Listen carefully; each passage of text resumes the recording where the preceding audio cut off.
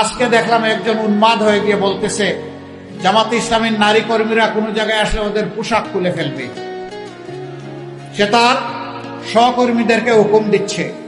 আরেক জায়গায় চাঁপাইনবাবগঞ্জে মেয়ে হয়ে একজন কথা বলেছে যে ওদের হেজাব এবং নেকাব খুলে ফেলবেন টান দিয়ে, ওদেরকে ধরে পুলিশের হাতে দিয়ে দিবেন। এর নাম গণতন্ত্র? নির্বাচনের আগেই যদি আপনি এটা করেন, নির্বাচনের পরে কি করবেন? একদিকে আপনি মাদের হাতে দিবেন ফ্যামিলি কার্ড, আর পাশাপাশি আপনার প্রতিপক্ষ হলে তার সেই মায়ের গায়ে দিবে আপনি হাত। ওই ফ্যামিলি কার্ড আর হাত দুইটা একসাথে চলবে না। যদি সত্যি সম্মান দেখায় থাকেন তাহলে আগে আপনার মাকে সম্মান দেখান, এরপরে বাংলাদেশের প্রত্যেকটা নারীকে মায়ের মর্যাদায় সম্মান দেখান।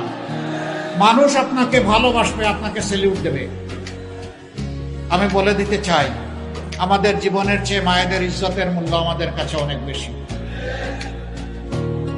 আমি সাফ সারা বাংলাদেশের শান্তিকামী মুক্তি পাগল মানুষকে বলে দিতে চাই, বিশেষ করে যুবকদেরকে বলে দিতে চাই, কোন মায়ের সাথে কেউ যদি এই ধরনের অসভ্য আচরণ করে, আপনারা আবার 24-এর মতো বিস্ফোরিত হবেন।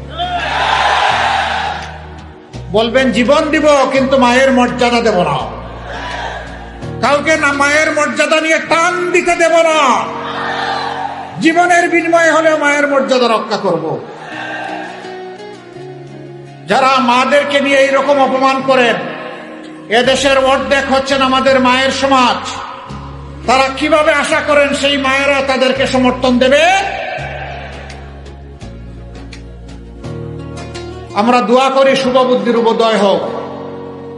হ্যাঁ, মাদের ছাড়াও বিভিন্ন জায়গায় হচ্ছে। আজকেও ঢাকায় দেখেছেন কিছু একটা হয়েছে। প্রতিদিন বিভিন্ন জায়গায় অসহিষ্ণু এই কার্যক্রম চালানো হচ্ছে। কেন রে ভাই, এখন তো মাঘ মাস। এই শীতের দিনেই যদি মাথা এত গরম হয়, চৈত্র মাসে কি হবে?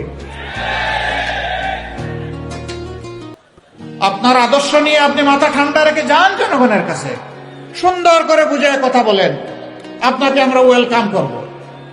কিন্তু আপনি গায়ের জুড়ে সেই ফেসিবাদী কায়দায় আবার নির্বাচনকে চলে বলে কৌশলে নিজের ইচ্ছা মতো প্রভাবিত করবেন। এখনকার যুব সমাজ 24-এ চিৎকার দিয়ে ঘুমাইয়া পড়ে না।